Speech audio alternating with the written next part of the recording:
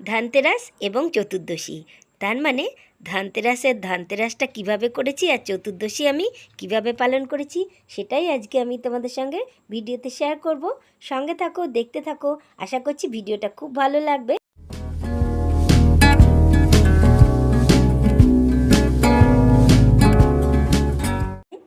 দেখো, আমি এরকম চারমুখী প্রদীপ এটা দুটো কিনেছি, আর এই রকম প্রদীপগুলোও কিনেছি।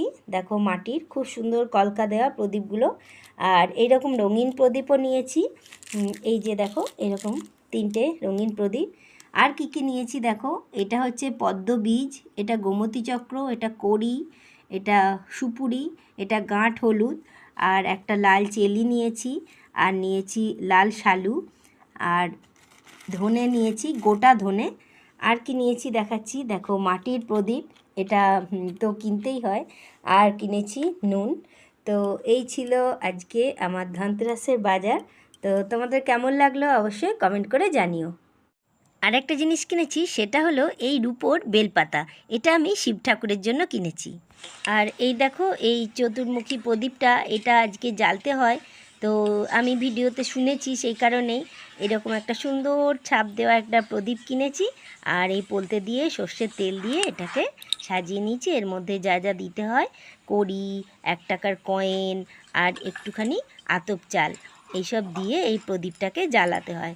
তো তারপরে এটাকে ঠাকুরকে দেখিয়ে তারপরে বাইরে দিকে দক্ষিণ দিক মুখ করে এই প্রদীপটা রাখতে হয়। তো সেই রকমই আমি করব। তো যাই হোক, তোমরা দেখতে থাকো ভিডিওটা, সঙ্গে থাকো, আর আশা করছি খুবই ভালো লাগবে।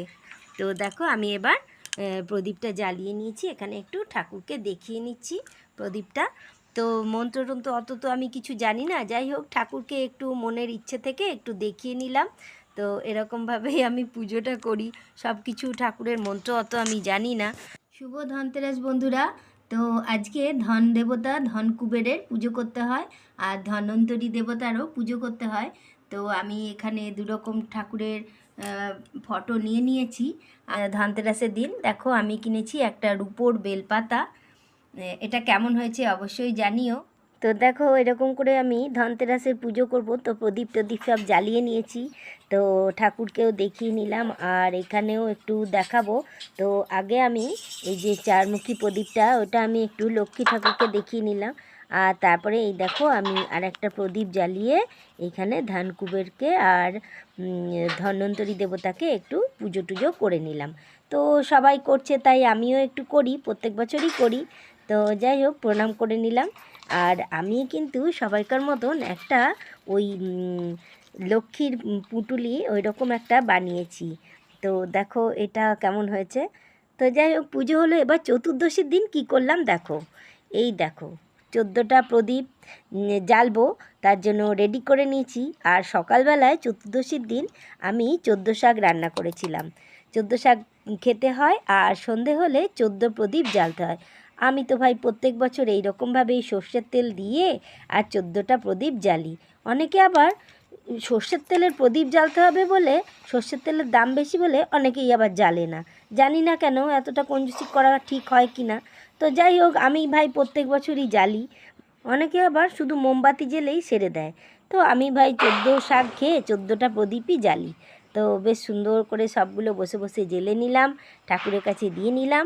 আর এই 14টা প্রদীপ নিয়ে ঘরের দুয়ারে, সামনে, চারিদিকে, আনাচে কানাচে সব দিকে অন্ধকার জায়গায় দিয়ে দিতে হয়। তার কারণ আলোর উৎসব দীপাবলি আসছে।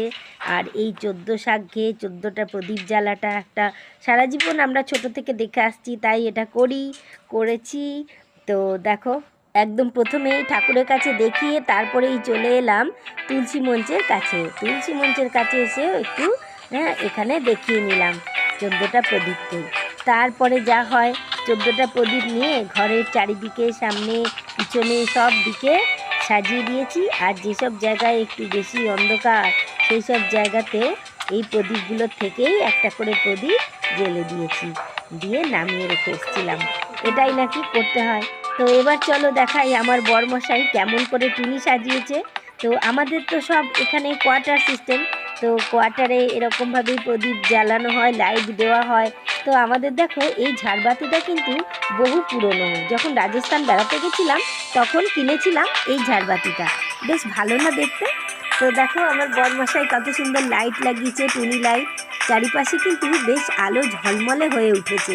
আর যেহেতু দীপাবলি, তো দীপাবলি মানেই তো চারিদিক আলো ঝলমল, আলোর উৎসব, চারিদিক আলোকে আলোময় হয়ে ওঠে। আমার কিন্তু ভীষণ ভালো লাগে এই চারিদিক এই সময়ে দেখতে।